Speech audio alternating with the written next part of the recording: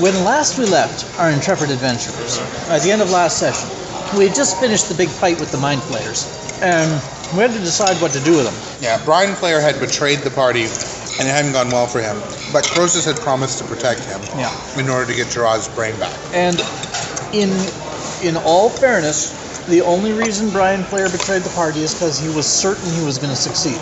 Absolutely certain. Which, I guess what you're getting at is, he's not like some sort of like evil villain who's like committed to being evil. Yes, he's just he's just selfish. He's just a selfish evil guy. Yeah.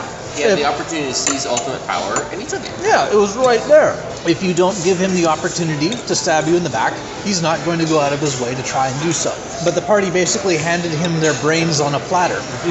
Unless he thinks getting in his way will work. So anyway, Brian Flayer told the party that Cricket had a good idea, which was to use the primal prison to seal away the surviving mind flayers until they reach baseline, at which point the time tower is no longer a threat to them. And the party greatly appreciated the notion of being able to just wash their hands of these guys and not haul them around on their adventures. Yeah, Serendipity just didn't want the hassle.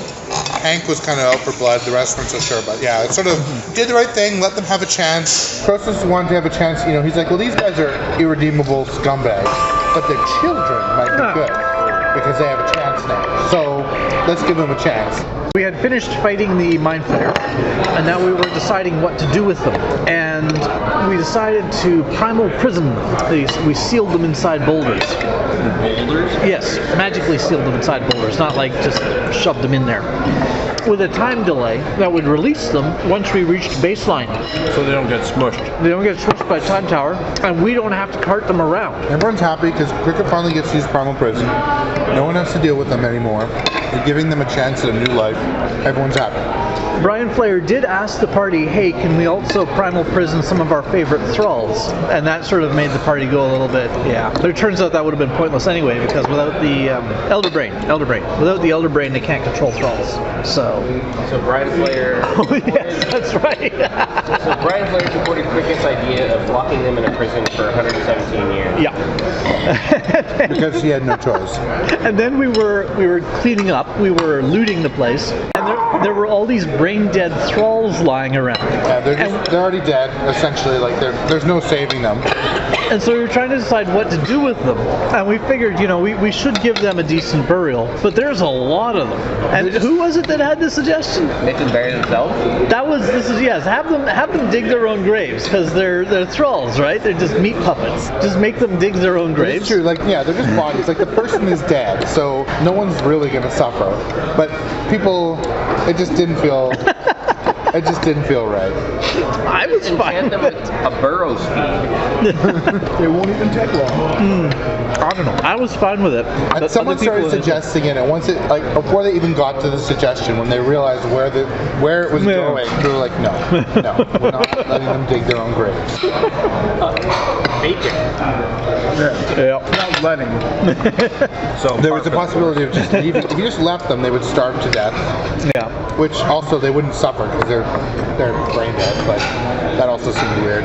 So I think in the end, Croesus just slit all their throats or something. Yeah, we could have grabbed them all. I think we put them all in the brain pit and used that as like a mass grave or something. I mean, it's where their brains already are, so I can't remember exactly, but yes. I think Stone Chip was involved. Oh yes, that's right. I think they carved out a hole, killed them all, put them in there, and covered it over, so they're just encased in the rock. It's going to be a really weird archaeological find. A little note. It's okay. We're not bad. They were thralls. They were dead already. They were as good as They dead didn't count as people. It's totally okay. They were dead when we got here. We just slit their throats and buried them in a mass grave, but they were already dead. Signed to the Butcher of Brackenridge. Actual. But in reality, they were brain dead. There was no. So then we had like a day left of Serendipity's permacritting, and we decided what we would do with that, or she decided what she would do with that, is she would make a magic item. She enhanced the Ood map that we have, that's sort of like Google Maps, to also be able to track and map. Serendipity, Ben Goldshire, Morrow, Topper, Tower, Ships, Low Star, Time, Doomslayer, enhanced the Ood map so that now it shows time rifts. and will navigate through them. She did so well on all her critting that you can even ask it, just like Google Maps, you can say, I want to go from here at this time and here at this time, and it will like shrug away at an algorithm she developed and plot the fastest route of meta time. So like, you know, you might have to do like 5 time hops to weird random places, but then you'll get there with only like 2 hours of meta time max. So yeah, we Which now basically lets them travel anywhere, anywhere and anywhen in a few hours. So yeah, I was concerned if we make a map like that a bunch of little people are going to steal it and such forth. But you know, A bunch of little people. yeah, some bandits will steal our map. And become immensely powerful. At least until they get squashed by time. But anyway, Yeah, just write on it. Don't use this anywhere near Panadar. And then okay, we've got to make sure we don't open these at the same time. Problem solved. no. We then wanted to get back on track. We need to go to Cricket's birthday and stop her from not existing. So we did that. I can't remember how many diet is over there. Yeah, there was a few time hops involved. It took, I think, about 8 hours of meta time. Yeah.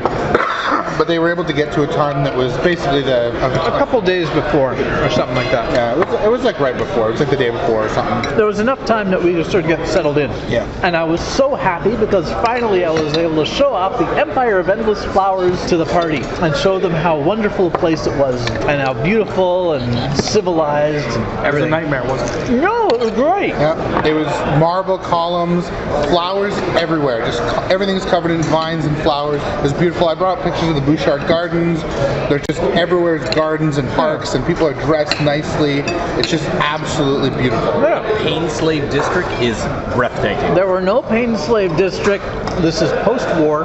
The Empire's given up all that nastiness. The old Pain Slave District was breathtaking. Yeah. Sorry, ye oldie. They even had a small That's like commemorative 10 years plaque. ago, guys. Yeah, ye oldie. He was buried under some flowers, but it's there. Trust me. It was definitely beautiful. Yeah. A sight to behold. It's the kind of place you'd think a giant snake monarch would put together. Really. And then Free vermin for everyone. What do you mean, and then? As if something would go wrong. So, we're in this city. This is, which city was it again? I keep forgetting the names. Isn't it Suhat? No, Not Sulhat, that was the capital city. I forgot too. It's the sort of the great gateway of escaping slaves that has now been made official. Yeah, they used to sneak out this way. Now it's like there's basically a deal, right? Like you can trade in your slaves, and they send them off home, do the paperwork, and then they'll provide you With domestics. Yeah, and it's a big program to try to get rid of slavery. So there's the great Temple of Freedom in this city, which is where all the domestics are created, and where Cricket's going to be created in a day. Except she's not, because something's going to go wrong.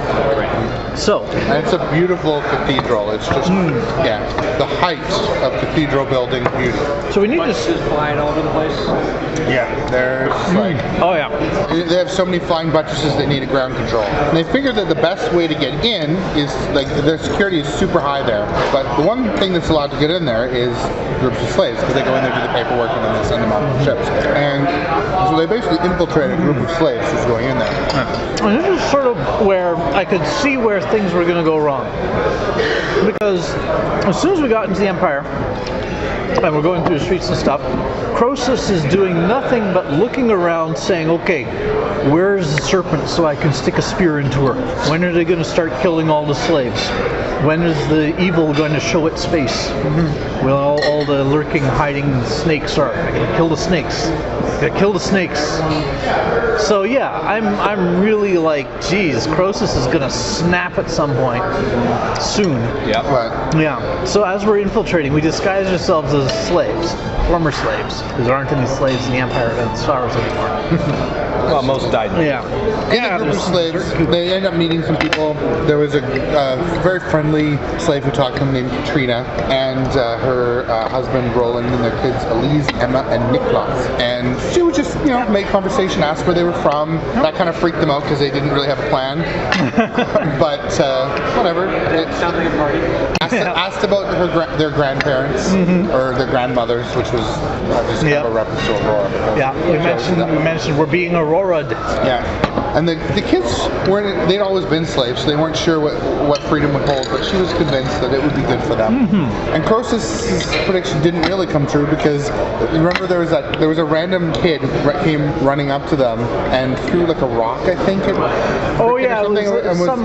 some imperial citizen was like throwing rocks at the slaves. Yeah, it was like, hey, slaves! Yeah. And the kid's mother ran up and was like, Heinrich! Smack!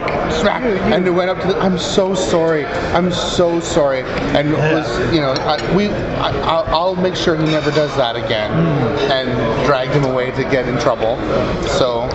And Cricket's just like smiling and told you so, told you so. So really, this place is actually going to be the worst. Why do you... Absolutely the worst. The nicer it is, the worse you think it is. That's how it works. They should have decorated the place in entrails or something, and then you'd be like, oh, I guess it wasn't as bad as I thought. There was a moment of wait, because they realized Henrik is also the name of the butcher of Brackenridge. And I thought this is him as a kid, but actually this is an actor. Yeah. It just turns out that Henrik is the only German name I can think of off the top of my head. Hans is already on fire. So anyway, so we made our way into the temple, and they sort of give us some quarters to rest in because it's been a long journey. They summoned a batch of the former slaves to come fill out some paperwork, and one of them was the one that Cricket was disguised as. And there was another was Roland, who was the husband of the lady they've been talking to. And so the rest of the party decided that they would pile into the basement, which is our extra dimensional space, and Cricket would carry that, and then we'd go ahead. And we're getting really close to the exact time Cricket's creation. So we figure we're going to get in there, and something obvious is going to happen. But we're getting to the epicenter of it. Something obvious. Yeah. So Cricket, she's got great bluff and all that, so it's perfect for her to be the one sneaking in. Yeah, it was great. She did a bluff and a stealth, which was basically, hey, weren't there 8 people brought in? How come there's only 7? And then she slipped away. And then the one's like, hey, yeah, there's only 7. Idiot, go get another one. She slipped away into the chamber beyond. And in the chamber beyond, where we were expecting a bunch of clerks to be doing paperwork, was something a little bit unexpected. Big 2-story room. It's like balconies flanking either side, and it's full of weird magical equipment and tubes and alchemical stuff and weird stuff. And down on the main floor, there are 8 large, taller than a human tubes, 2 sets of them facing each other. Actually, they're bigger. And in one set of them are 8 yearling calves, and the serpent priests proceed to lead the 8 slaves who are, heading former slaves down onto the main level, and then force them into the 8 empty tubes. Some of them they just put in there. Some of them start fighting, and they force them in there and slam the doors. Nothing wrong. No. Nothing to see here. No. Yeah. And they begin a checklist sequence where they're like, Interocitor, check. Blog Gugazet, check. Arcane Blaggering, check. And I'm like, when are they going to get to the paperwork? But I'm hiding up in a balcony watching. They activate all the stuff, and all the machines come to life, and all the people start screaming, and the cows start bleeding or mooing or whatever they do, and the cows suddenly arms start bursting out of them, and they're twitching, and the people start screaming and melting, and their blackened ooze comes out of their body, and their blood all oozes down, and they melt down into these little blobs of skin, and the blood falls through a grate because the floor has a grated floor. They're okay. And all that's left are these piles of skin. They pull away the grates and they fall down into some area. They rinse it out. On the other side, 8 brand new minotaurs. They open them and they look kind of bewildered. And the serpent priestess says to them, "Welcome. You're domestics. You're here to end slavery and to serve our people. Come, let me teach you." And she leads them out of the room into the room beyond to learn of their new future. So meanwhile, Cricket's got the little stone ascending and is in contact with the party. What do you think, they were going to hatch out of Easter eggs in a glorious meadow to music? Yes. Of course There is a glorious meadow here. That's what we were told. So Cricket actually does have a soul. So no. The people were killed in the process. Anyway, I thought this might break Cricket, but Yeah. I was wrong. it just further convinces her. But anyway, what? Well, obviously she's not a person. She's Oh a yeah. monster. Created by Oh. melting down two She saw- relatively intelligent creatures. She saw a minotaur created from a calf. The calf has no soul. So anyway, What about the person? it died and disintegrated. Yeah, I thought it was gonna break her, but she was just like, "This changes nothing. This changes nothing. This changes nothing." Nothing has changed. Nothing has, and literally nothing has. It's always been this way. So anyway, but yeah, I thought it was pretty good. It's she's got- the brainwashing is that effective. So she's got the stones ascending. So she's in contact with the party in the basement, and throughout all of this, Croesus keeps pestering her, like, "Have they started killing the slaves yet? You know, have they revealed their true evil forms yet?" And Cricket's like, "No, Croesus, shut up. No, Croesus, nothing's happening." Now only Cricket saw it, Yep.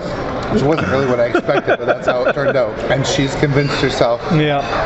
that it doesn't change anything. So the party doesn't know. So the party doesn't know. At least not yet. Yeah. So then they lead in another batch of former slave and a new set of goats this time that they put into the things. And it's moments away from Cricket's break. Yeah, and so I'm like, trying to pay attention and stuff. But John asked me to roll a perception check, and I roll a 1.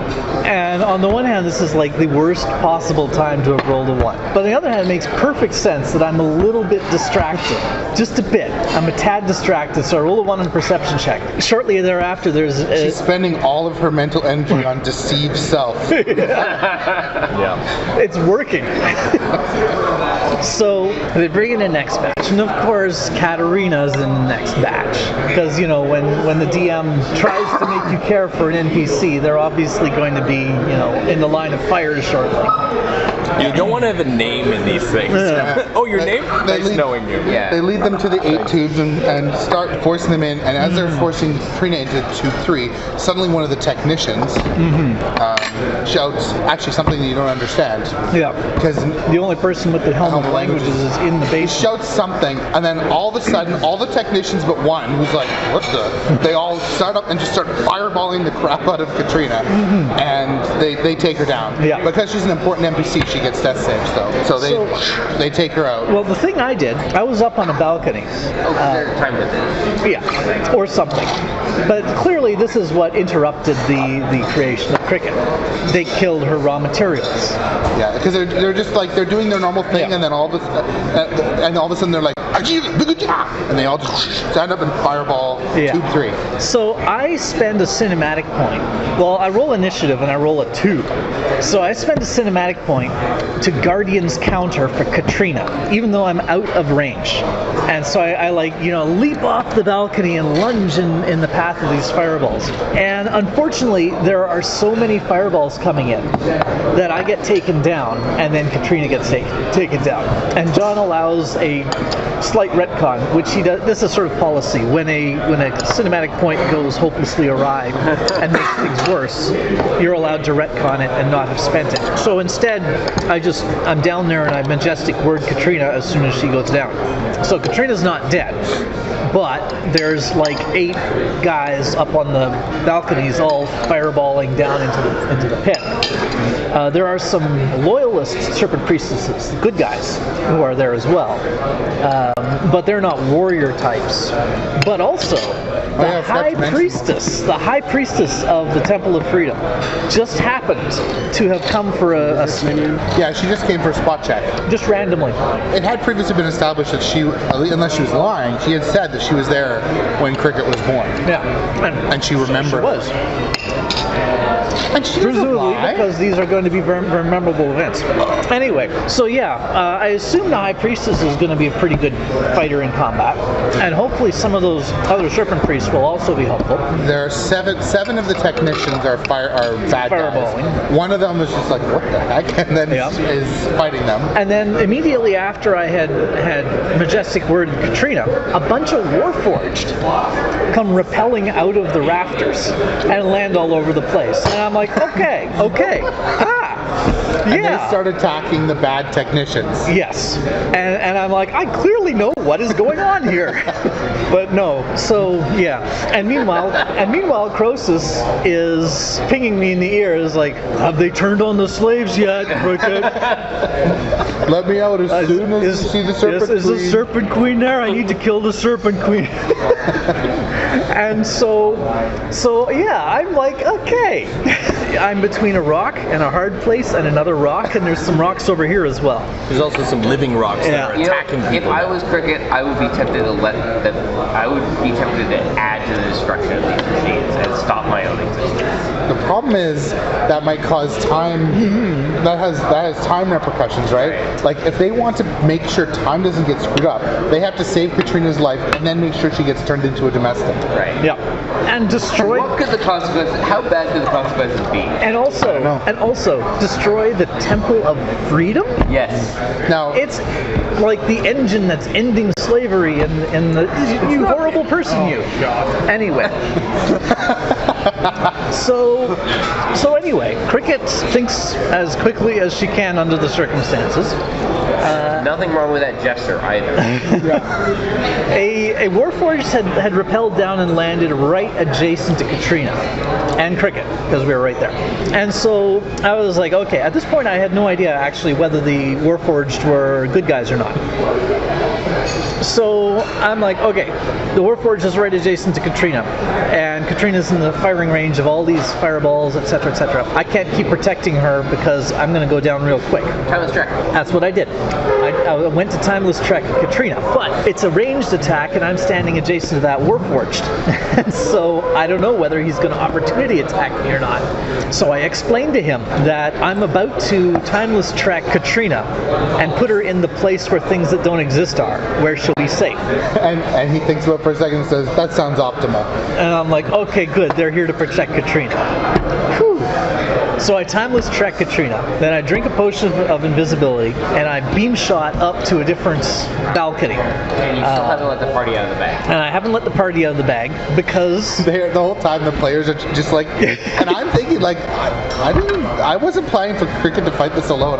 She almost TPK'd already once. Yeah. the rest of the party would have been fine. The serpent priest would have let them out, and I could have sorted it all out and then gone back and tried again.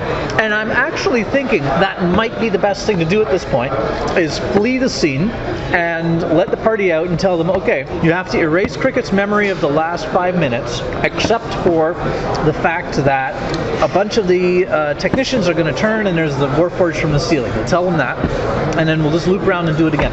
You guys haven't tried to loop around and do it again, though. I don't think it's going to be. We did with Aurora. When we killed the end of all things, it was a loop around and try again. If they loop around, will Cricket be there? Cricket will be there, Yeah, but there'll be we'll two be Crickets erasing there. her memory of the last 5 minutes, except for those key pieces of information. So it No, won't I mean, change. like when, It so won't when you change loop around, history. there won't be another Cricket. Oh, there will be another Cricket. There'll be another Cricket. There'll be 2 Crickets, But well, just to remind you, when there was 2 Auroras near each other, there were Jenga blocks being pulled just because of that. So just be. Yeah. I'm not saying you can't loop around and try again, but loop around and try again does involve pulling Jenga blocks. It's something I'm considering. And kill old Cricket. No, that would be bad. I'm lost. That would be bad. I missed something key here. It's time travel. Yeah, Nothing about this makes sense. No, it does How make much things sense. turn out. I kind of thought that, I thought the party would see. I thought Cricket would break, and they would decide to stop her creation, which is going to be a big Jenga pull. But it looks like that might not be what happens. So we'll see. Well, we basically can't because we're already like 8 Jenga blocks into the tower. One way to kill your PCs. So I I think didn't really want to kill off Cricket, but at the very end of the session, I thought they might want She's to. pretty delusional. At the very end of the she's helping session. the party. at the very end of the session, Cricket I hadn't really thought through the whole let's do a do-over thing yet. So I figured, okay, we're going to have to pull the party out. But the problem is, we can't let Croesus out. So I suddenly radio the party. Until now, I've just been telling them, stand by, nothing to note, stand by, shut up, Croesus, stand by. I suddenly tell them with great urgency. And of course, also Serendipity has the Ring of Brotherhood, so she knows I've gone invisible. It's a status effect. I radio them, and suddenly with great urgency tell them, under no circumstances can Croesus be allowed to exit the basement. And I think next turn I'm going to open the basement. We can't let Croesus out. And afterwards, Tim was kind of slightly grumbling at me, and I'm like, no, you role played really well. You've convinced me fully that Croesus is going to try everything he can to ruin everything. Yeah, Croesus and Cricket. There definitely has been he's convinced that she's a slave and he needs to re-educate her, kill the Serpent Queen, and like he's been very clear on that point and has role played it very well. And now Cricket's going to lead him in the basement. 100% correct. As the case may be, but the person in charge of whether he gets out or not is delusional. So. Yeah. Alternately illusional. Yes, it's an alternate illusion. Yeah. There are multiple interpretations of what's going on here. No, there aren't. It's all pretty cut and dry. So that's where you ended it. That's where the session ended. Quiet, Croesus. Just quiet. I'm trying to listen to what Cricket is saying. Just shh. Hey, Cricket. Hey, Cricket. Have they started killing the slaves yet? Because you gotta let us out if they start killing the slaves. Man, I'm kind of getting bored just sitting here in the basement. I wonder how Cricket's doing. I'm sure she's fine. If she needs help, she'll let us out. I trust her. Cricket? Hey, Cricket, this is Croesus. Remember that if you see the Snake Queen, you've got to let us know, because we've got to kill her. I mean, the High Priestess, the one who looks really nice but is actually really evil. You've got to remember, warn us first so that we can get actions ready. But I think if we all hit her at once, before she starts talking, we can kill her right away. Just Cricket, you're listening, right? So this is the basement. Yeah, I like the decor. The paintings, really nice paintings. And wow, is that a dragon head? Wow, where did you get that? This is amazing. About that one. Let me tell you about it while we're sitting here waiting. Hey, Cricket, guys, I think these things are broken because I can't hear her answering me. You guys can hear me, right? Listen, Cricket, don't trust the snake people, because I know they programmed everything that you have ever believed, but they're lying. And look, we just form a line and charge, right? That's the plan, right? Just don't trust them, okay? All right. Croesus, you're probably just distracting Cricket from what she needs to do. Let her work. You're going to make this harder for her. Yeah, shut up, Croesus. Don't trust the snake people. Croesus, be quiet. She's trying to do listening checks. You're being too noisy. Stop talking. Hey, Cricket. Do we have a muzzle? Cricket, have they started killing the slaves yet? It's really important that you let us know when they start to kill the slaves. They're not going to kill them. They're setting them free. So crazy. Okay, this is interesting. Learning a lot about my history and heritage. It's disturbing. Very disturbing. But this is what happened. I have to pay attention. This is what happened. It doesn't change anything. If anything, it makes everything more important. Doesn't change anything. What's that? Hey,